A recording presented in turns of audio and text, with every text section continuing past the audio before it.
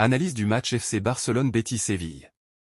Les enjeux du match FC Barcelone-Betis-Séville. Le FC Barcelone est leader de la Liga et veut finir champion. Le Betis souhaite infliger la première défaite au Barça en Liga en 2025 et par la même occasion enregistrer une 7e victoire successive. Pas d'avantage au niveau de la motivation.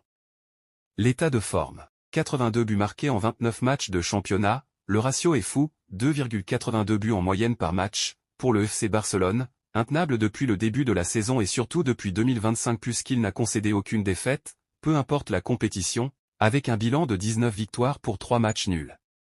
Cette semaine, sur la pelouse du Metropolitano de l'Atlético de Madrid, le FC Barcelone s'est qualifié pour la finale de la Coupe du Roi qui se disputera fin avril face au Real Madrid grâce à sa courte victoire, 0-1, 4-4 au match aller. Le week-end dernier, 3 jours après leur succès obtenu face à Osasuna dans le cadre d'une journée en retard, 3-0, les Blaugrana ont massacré Girona en inscrivant une fois encore un paquet de buts, 4-1.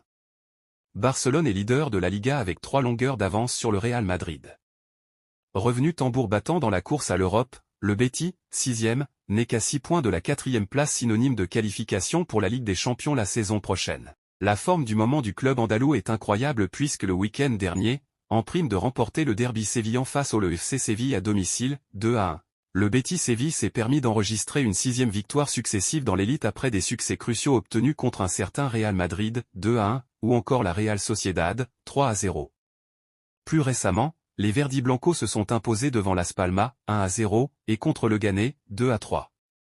Avantage FC Barcelone tout de même sur les effectifs pour FC Barcelone-Betis Séville. En début de semaine, c'était reparti pour un tour concernant les inscriptions de Dani Olmo, blessé, et de Pau Victor mais finalement, le FC Barcelone a pu compter sur l'appui du comité supérieur du sport pour valider les inscriptions des 2 joueurs jusqu'au terme de la saison.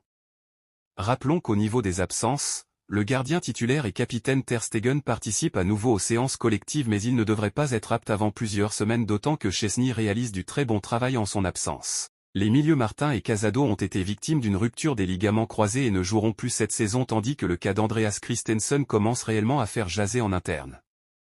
Le Danois n'a toujours pas joué un match cette saison. Fort heureusement pour lui, le Barça peut compter sur d'excellents éléments à l'image de Pedri,